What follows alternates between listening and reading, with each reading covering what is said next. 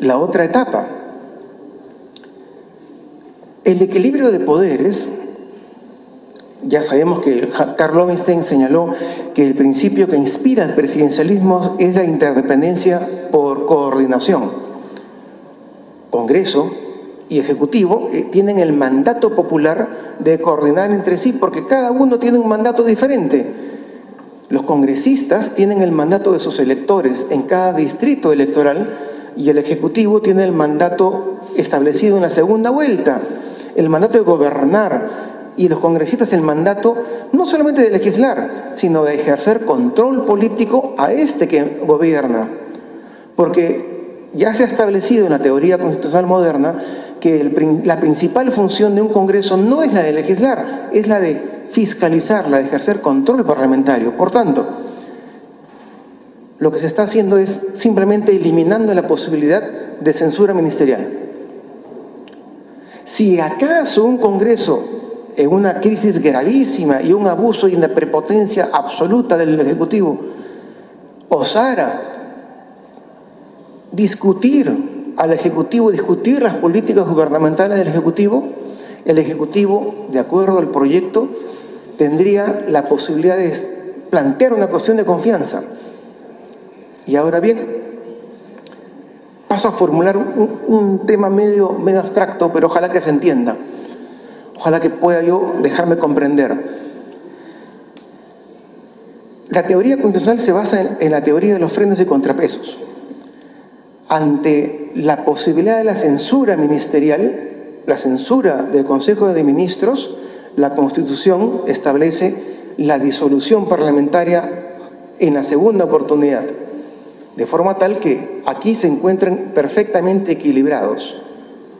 Si tú no das el apoyo al Consejo de Ministros, por segunda vez, o censuras al Consejo de Ministros, se disuelve el Congreso y es el pueblo el que arbitra sobre ese conflicto, votando a favor de los partidos del Congreso o a favor de los partidos del Ejecutivo. Muy bien. ¿Qué hace la cuestión de confianza? ¿Dónde está la cuestión de confianza?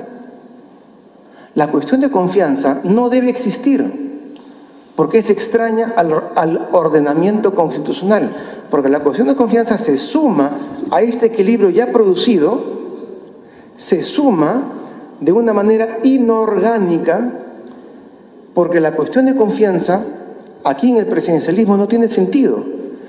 Tiene sentido en el parlamentarismo, porque como ya bien lo ha dicho el doctor Amprimo, en el parlamentarismo el primer ministro, el jefe de gobierno, el gobernante, lo hace no como fruto de una segunda o primera vuelta presidencial, porque no hay elecciones presidenciales, lo hace como fruto del número de diputados que tiene en la Cámara.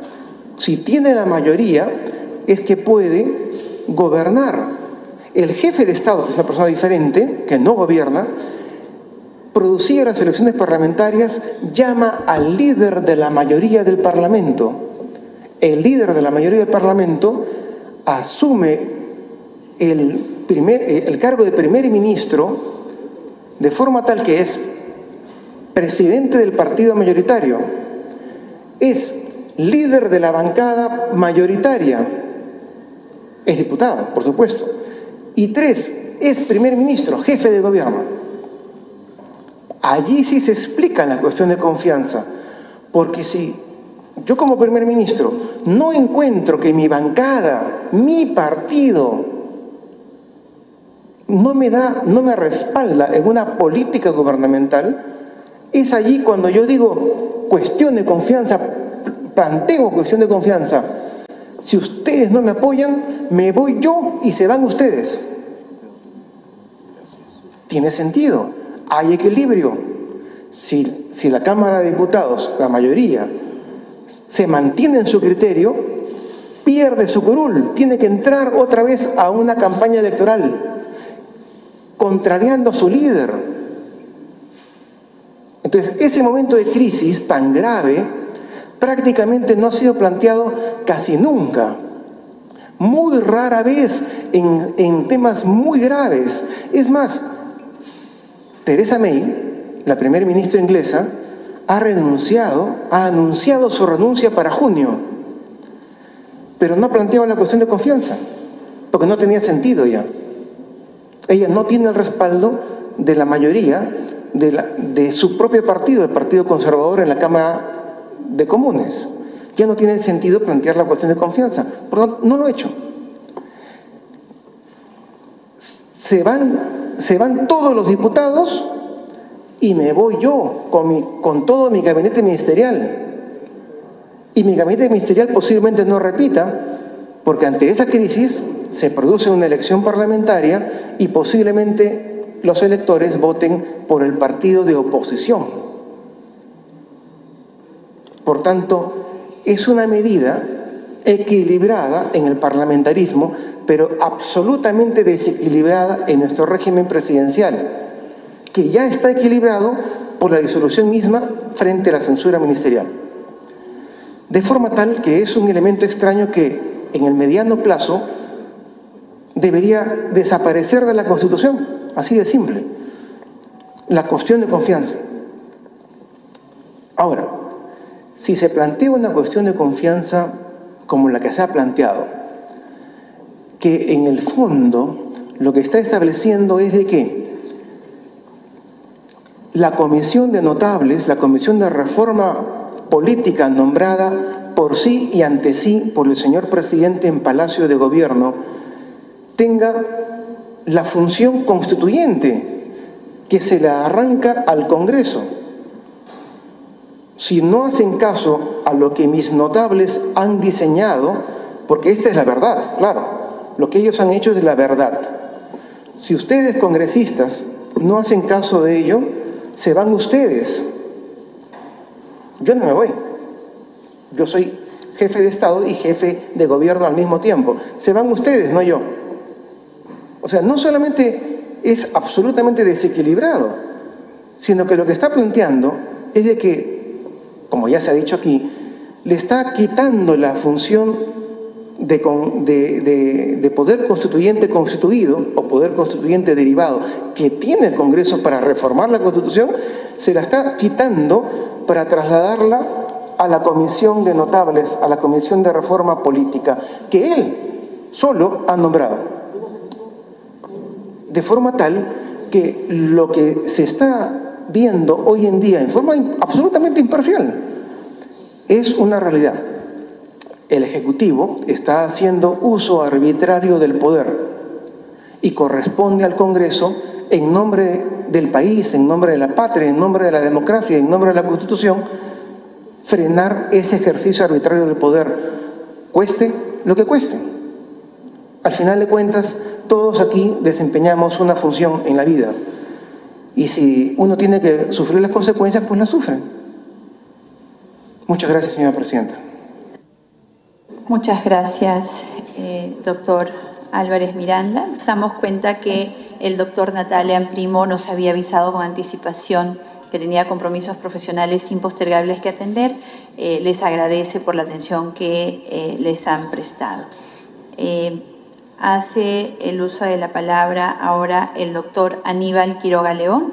Él es abogado por la Pontificia Universidad Católica del Perú, magíster en investigación jurídica por la Escuela de Posgrado de la Pontificia Universidad Católica del Perú, doctorando por la Facultad de Derecho de la Universidad Complutense de Madrid y profesor de amplísima experiencia en la Facultad de Derecho de la Pontificia Universidad Católica del Perú, además de el ejercicio en Derecho Constitucional ampliamente reconocido. Doctor Quiroga, tiene usted el uso de la palabra.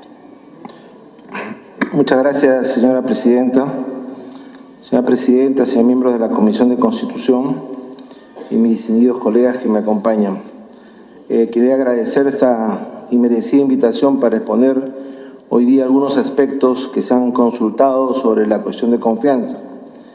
Y es un tema no solamente interesante, polémico, sino de gravitante actualidad en la medida en que mañana en el Congreso se va a plantear una cuestión de confianza. Por lo tanto, lo que conversamos ahora desde el punto de vista teórico es lo que va a ocurrir mañana, es lo que Conrad Hess llamaba la concretización de la Constitución. Los aspectos teóricos e de interpretación que hoy día podamos esbozar mañana se van a ver graficados en plena realidad con todas las consecuencias que eso puede traer. Estamos en un debate pues en vísperas de una coyuntura política excepcional. Es un debate de doctrinas y de diversos operadores jurídicos que ustedes escucharán y podrán dilucidar de la mejor manera. Yo quisiera empezar por señalar que el proyecto que se discute ahora es parte de un paquete de proyectos elaborado por un conjunto de personas que tiene mérito personal, una comisión de politólogos, pero que no concursaron ese puesto. Fueron designados a dedo por el presidente de la República con el anterior primer ministro y que por lo tanto yo siempre encontré una contradicción. Se nos ha dicho que los cargos públicos y las decisiones públicas tienen que ser concursadas y tiene que haber un estricto concurso de méritos, y en este caso una reforma constitucional tan importante como esta, la más importante de los últimos 30 años, con una gran modificación de la Constitución, parte de una comisión de notables politólogos al margen, de alguna manera, de los expertos en derecho constitucional. La interpretación de la Constitución es un tema sugerente y muy complicado. No es la interpretación cualquiera de una norma legal, es una ciencia aparte que requiere de un análisis distinto de la hermenéutica tradicional. Eso está escrito, está desarrollado, y a mí sí me ha llamado la atención en las últimas 2 semanas ver cómo las personas empiezan a interpretar la Constitución leyendo recién la Constitución. Se enteran de que hay una cuestión de confianza porque leen la Constitución, o pretenden limitar los alcances de una censura porque leen la Constitución. La labor interpretativa, sobre todo del operador y del constituyente, es un tema complicado que lleva a un análisis mucho más profundo que lo que puede plantear un proyecto de ley de una comisión de notables que el Ejecutivo ha hecho suyo, o que puede debatirse en una sola sesión o solamente con algunos expertos. El proyecto que se ha presentado me parece débil e incompleto. El Ministerio de Justicia, el Ministro de Justicia, ayer y hoy día en la mañana, un jurista que trató de interpretarlo, dijo una cosa que es bastante grave, ¿no? Cuando se le preguntó por qué se ha hecho lo que se ha hecho de esa manera, cuando no está en la Constitución, dijo muy tajantemente que estaba legislado de esa manera o propuesto de esa manera porque no está prohibido en la Constitución.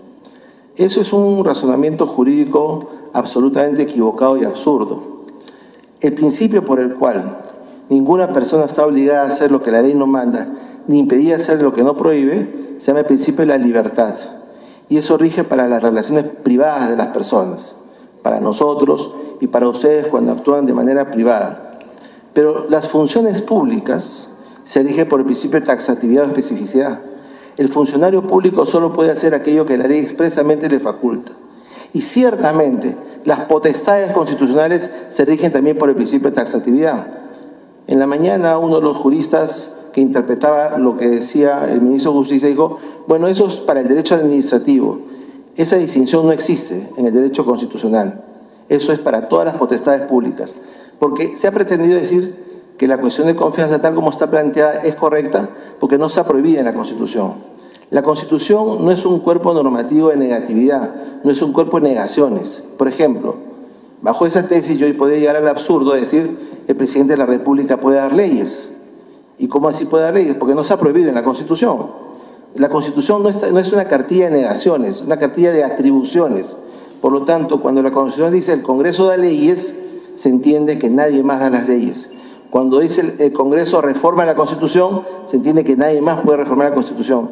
Cuando se dice el presidente de la República representa a la nación, significa que nadie más puede representar a la nación. En la Constitución no se dice, por ejemplo, el presidente del Congreso puede representar a la nación. ¿Y por qué lo puede hacer? Porque no está prohibido. Entonces, ese argumento del derecho privado hacia el derecho público y en particular el derecho constitucional es absolutamente absurdo y inaplicable. Y explica por qué los errores no solamente en la petición de confianza, sino en el proyecto que vamos a tratar de comentar.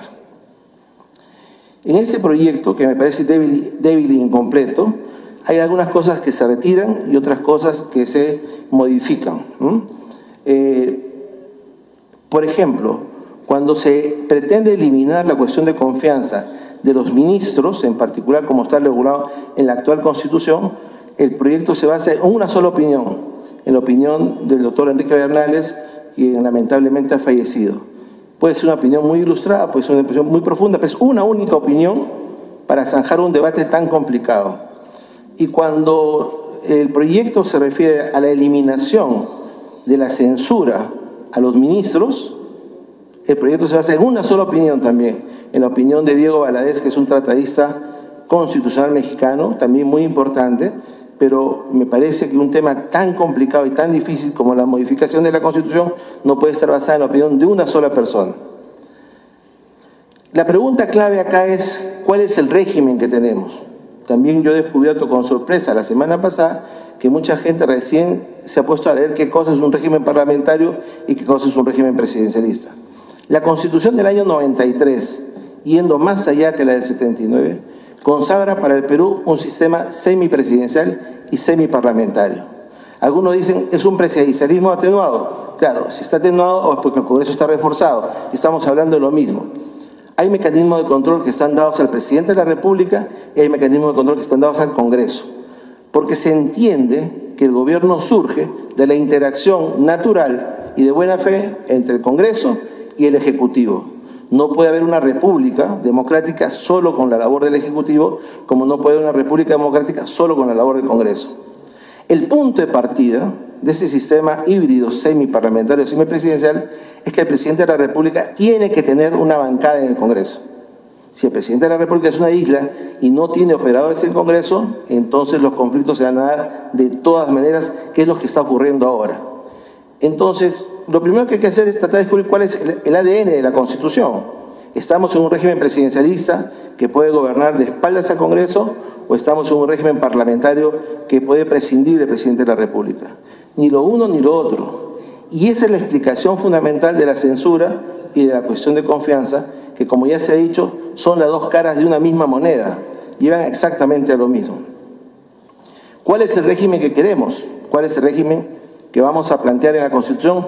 Es una pregunta que ustedes tienen que responder y que el Pleno tendrá que completar. El proyecto establece algunas modificaciones radicales. Por ejemplo, dice que no se puede censurar al Consejo de Ministros en el último año. ¿Por qué lo dice? No lo explica. Quizás habla de una suerte de estabilidad o de mantener cierto estatus. Así como el presidente de la República no puede disolver el Congreso en el último año, así se presentaran dos censuras o negaciones de confianza al gabinete, se pone en este proyecto como contrapeso que no se puede censurar ni dar confianza en el último año. Pero esa explicación me parece insuficiente. El proyecto elimina la censura a los ministros, la elimina. Es decir, ya no sería posible, si este proyecto se hace constitución, que el Congreso llame a un ministro para censurarle. Solo podría censurar al presidente del Consejo de Ministros y como consecuencia de eso, si se le censura, cae el gabinete. ¿Por qué razón se elimina la censura a los ministros, que está en la tradición histórica del Perú y que es un elemento esencial del contrapeso de poderes? Tampoco lo explica. Y ahí viene la única justificación de la cita del doctor Valadez. El proyecto elimina la cuestión de confianza que se solicita cuando un primer ministro ingresa por primera vez al cargo y dentro de los 30 días siguientes tiene que hacer una exposición al Congreso, que es una institución noble que ha tenido vigencia importante en los últimos 20 años, que ha dado lugar a un trabajo conjunto entre el Ejecutivo y el Parlamento a través de la bancada que puede tener el Ejecutivo, pero que ahora será eliminado, con lo cual hoy día el nuevo Premier va a exponer al Congreso y se retira, y eso no daría lugar a votación ninguna. ¿Por qué razón se limitan estos poderes del Congreso? Tampoco hay una explicación plausible en el proyecto. Y básicamente son los elementos que el propio proyecto reconoce que se estarían modificando. Uno, se eliminaría el voto de confianza obligatorio, manteniéndose el debate sobre la política de gobierno cuando se decide un nuevo gabinete. Dos, se mantiene la censura y la cuestión de confianza, pero solo para el gabinete en su conjunto, ya no para los ministros individuales o en la censura y la confianza como es hoy día en la Constitución. Tres, siendo la censura y la disolución del Congreso mecanismos de control que garantizan el equilibrio entre el Ejecutivo y el Legislativo, se prevé que si no es posible disolver el Congreso en el último año, tampoco sea posible censurar al gabinete en el último año, si ambos poderes del Estado contribuyen al clima adecuado previo al proceso electoral. Eso yo no le encuentro una consecuencia lógica interesante. No se desarrolla en el proyecto un tema que está en actual debate, que además es materia de interpretación. ¿Estamos o no estamos ante una primera negación de confianza? Eso es capital, porque de eso dependerá en esa interpretación la disolución o no del Parlamento. Es un tema opinable, yo he sostenido enfáticamente y me ratifico en mi opinión de que si tal negación de confianza se diera mañana, ¿no es cierto?, estaríamos recién en la primera y no en la segunda, porque el objeto de la confianza es darle legitimidad en el Congreso al Premier y al Presidente de la República, porque el Premier está designado por el Presidente de la República. Pero como el Presidente de la República es irresponsable políticamente, la responsabilidad es respondida solo por el Premier. Si el Congreso encuentra que el Premier no es apto, no le parece su política, o no quiere, o no está de acuerdo con lo que va a hacer, entonces no le da la confianza y hay que nombrar un nuevo gabinete, ¿no es cierto? Y lo mismo pasa con la censura. Pero si el Presidente de la República ha designado un Premier y a ese Premier se le censura o se le niega la confianza, es la primera negación de confianza. Acá se ha actuado en una interpretación al revés. Como es el mismo Congreso, entonces serían dos. Pero la pregunta es, ¿al Premier Zavala quién le designó? ¿Le designó el presidente Vizcarra o le designó el presidente Kuczynski? El presidente Kuczynski. Entonces, la negación de confianza fue al presidente Kuczynski. Y las negaciones de confianza y de censura no se heredan. Como no se hereda la negación de confianza y censura del gobierno de Humala hacia Kuczynski o del gobierno de García hacia Humala. Porque es a eso a lo que se refiere. Desarrollar la tesis por el revés, es decir, como es el mismo Congreso o como estamos en el mismo periodo presidencial, no tiene ningún sentido en la Constitución. Sin embargo, hay que reconocer que es un tema opinable. Y entonces, cabe la posibilidad de que si mañana se negase la confianza, el presidente de la República disolvería el Congreso con una mera interpretación discutida en la doctrina, que no tiene un consenso unánime y que además se apoyaría en una interpretación de la Constitución que en mi caso particular yo no la encuentro asible. Y eso es un tema que sí tendría que estar. ¿Cómo contamos las confianzas y cómo contamos las censuras para efecto de si va a haber disolución o no del Congreso? Porque la disolución del Congreso es un tema traumático. Así como la censura a un gabinete o la negación de confianza a un gabinete es un tema traumático, la disolución del Congreso también es un tema traumático. Es tan traumático que en los últimos 30 años no se ha producido. Han habido en los últimos 50 años 2 disoluciones del Congreso. La del presidente Velasco el año 68 y la del presidente Fujimori el año 92. Ambos productos de un golpe de Estado. En el sistema democrático no ha habido disolución del Congreso. Yo no digo que no sea una institución interesante y que tiene que mantenerse la Constitución, por supuesto que sí. Pero es un tema radical cuando efectivamente no queda duda de que el gabinete no va a poder caminar y que el presidente no puede gobernar con un Congreso que es abiertamente hostil. Y en ese caso, como dice toda la doctrina de manera unánime, hay que recurrir al árbitro que es el pueblo con nuevas elecciones. Pero yo no creo que eso se pueda hacer con un tema tan opinable o tan debatible de si estamos en la primera o en la segunda. Por supuesto que ese proyecto es pro-presidencialista y menos parlamentarista. Le quita instrumentos al Parlamento y le da más refuerzo al presidente de la República. Claro, está hecho por una comisión nombrada por miembros designados por el presidente. No es una comisión plural ni es una comisión que ha concursado. Por lo tanto, le están haciendo de alguna manera la tarea al presidente de la República. Yo no creo que este proyecto tenga que pasar como está. Tampoco digo que no se puedan mejorar las cosas. Pero, por ejemplo, hay temas que tienen que ser aclarados. ¿Sobre qué se puede pedir una cuestión de confianza? El Tribunal Constitucional ha dicho un tema y la mayoría opina de ese tema, pero hay quienes dicen que no. Y eso debería precisarse en la Constitución. ¿Es una cuestión de confianza abierta sobre políticas, sobre reformas legislativas o sobre reforma de la Constitución? ¿O solamente está limitada a políticas en general? ¿Cuántas confianzas o cuántas censuras se hace ante un presidente de la República? Cuando un presidente de la República entra en sucesión presidencial, por muerte, por renuncia o por vacancia, ¿ingresamos en un nuevo periodo o estamos en el mismo periodo? Si la Constitución lo dijera, ya no habría lugar de interpretación. Pero como la Constitución no lo dice, hay lugar de interpretación. Y por último, es posible disolver el Congreso en base a una interpretación discutida de la Constitución, a mí me parece que no, me parece sumamente grave para nuestra democracia. Entonces, lo que yo sostengo es que este proyecto tendría que ser modificado, adecuado, adaptado, enriquecido. Y ciertamente, al principio, antes de empezar la sesión, algunos congresistas se excusaron, se fueron y dijeron que ellos querían otros partícipes. Sin duda alguna, la presidencia tiene la posibilidad de nombrar a otros expertos que también pudieran enriquecer con su conocimiento este proyecto. Uno nunca debe ir a donde no lo invitan y uno nunca debe permanecer en donde no se le quiere. Si quieren venir otros expertos a dar su opinión, sin duda alguna eso debería ser la comisión. Pero lo que está en juego acá es un tema vital, no solamente al futuro de la Constitución, sino al futuro de lo que va a pasar de manera inmediata. Mañana va a haber o no va a haber cuestión de confianza. Si se la niega, ¿será la primera o la segunda? Si es la segunda, va a haber disolución del Congreso con un decreto supremo firmado por el presidente de la República y ratificado por los ministros, que luego tendrá que responder por eso el 2021. Yo quisiera recordar que todos los ministros que firmaron con el presidente Fujimori la disolución del Parlamento del año 92 fueron enjuiciados, con excepción del señor de los Heros, que renunció al gabinete en la misma noche del 5 de abril. Entonces, estamos frente a responsabilidades que son muy complicadas y que no se puede avasallar a un poder de Estado, ni uno al otro, ni el otro al uno, ¿no es cierto? Tendríamos que tener ciertos puentes de comunicación. Y termino con eso, señor presidente. La crisis actual tiene su base o tiene su inicio en un elemento absolutamente sustancial. El presidente de la República no tiene bancada en el Congreso y no la quiere tener.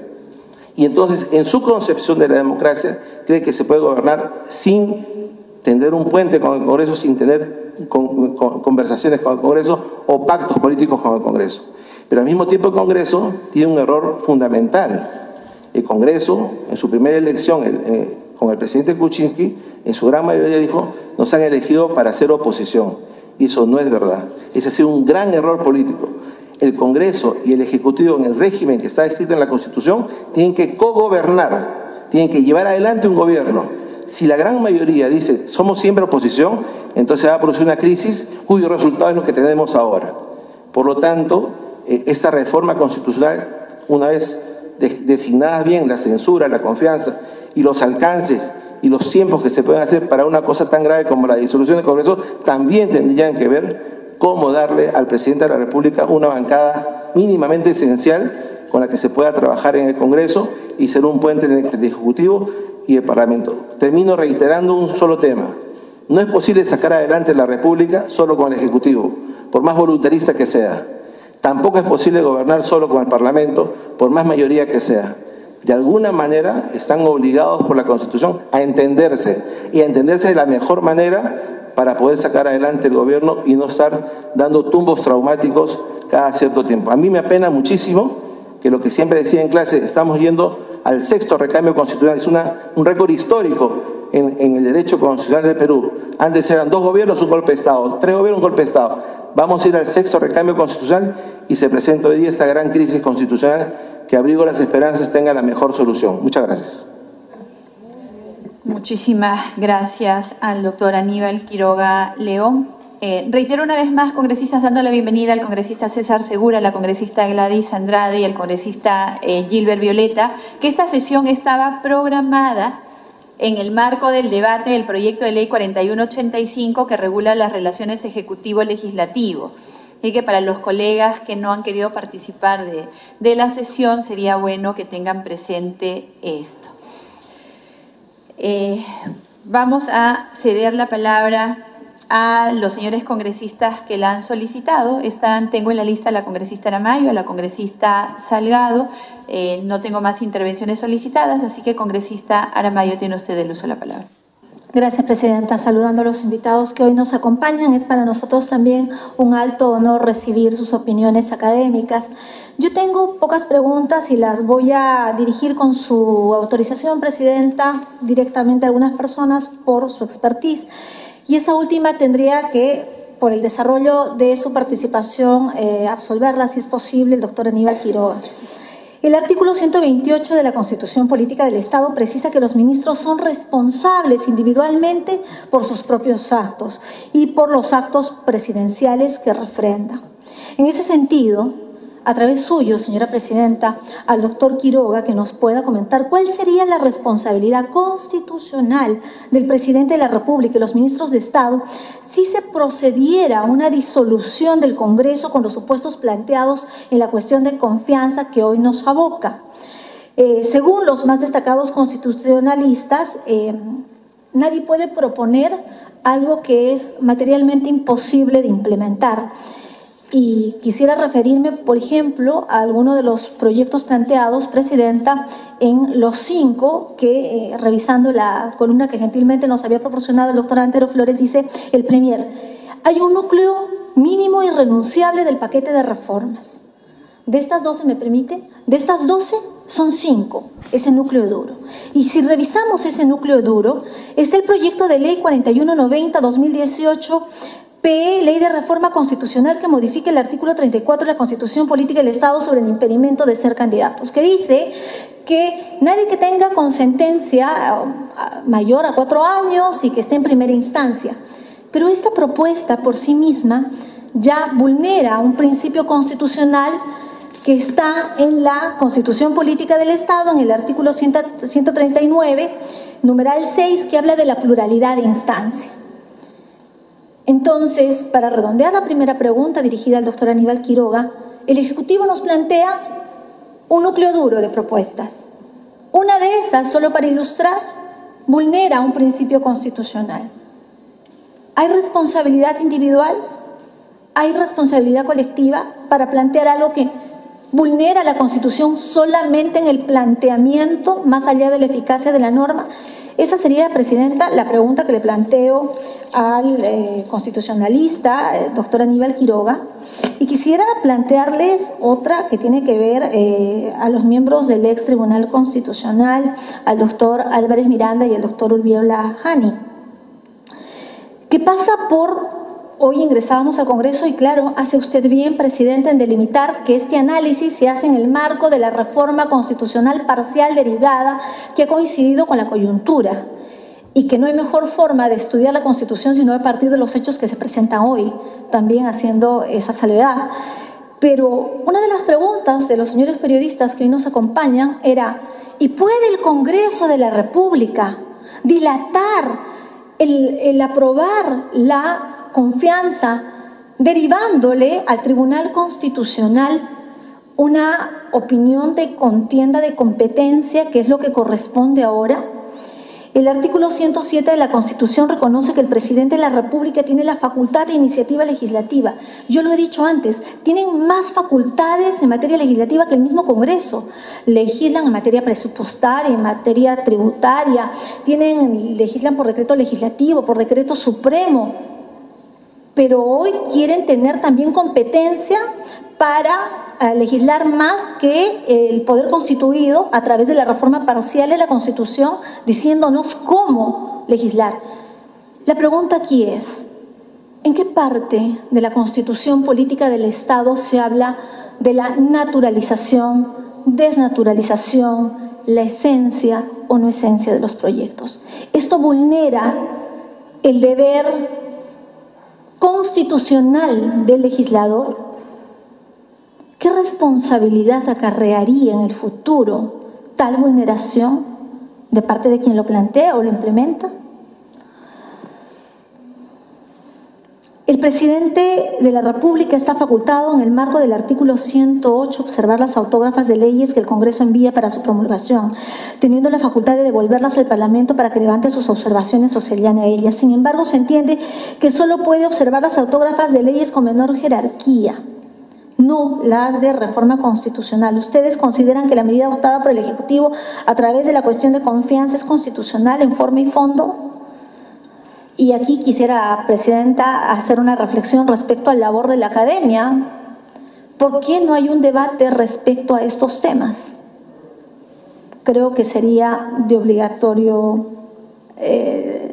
interés. El artículo 109 del Código Procesal Constitucional establece que el Tribunal Constitucional conoce de los conflictos que se suscitan sobre la competencia o atribuciones asignadas a poderes del Estado, entre sí o cualquiera de los demás órganos constitucionales. ¿Creen ustedes que debe el Tribunal Constitucional ser el órgano competente para determinar si la presente cuestión de confianza es constitucional? Es algo que había preguntado antes.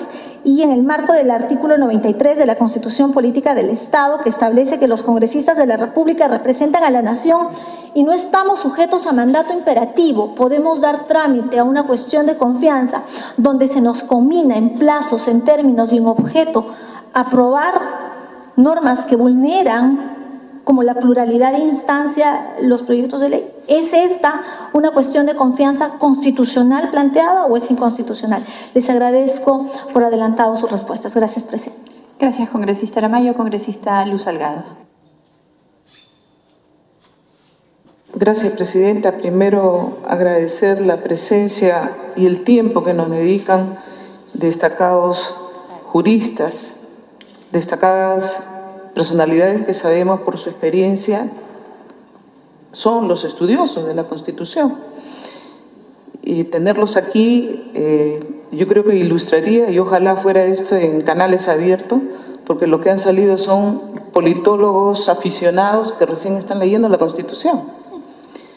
Yo que he participado en la Constitución del 93 sin ser abogada, señora presidenta, creo que cuánto costó sacar cada artículo, cada palabra de la Constitución de 1993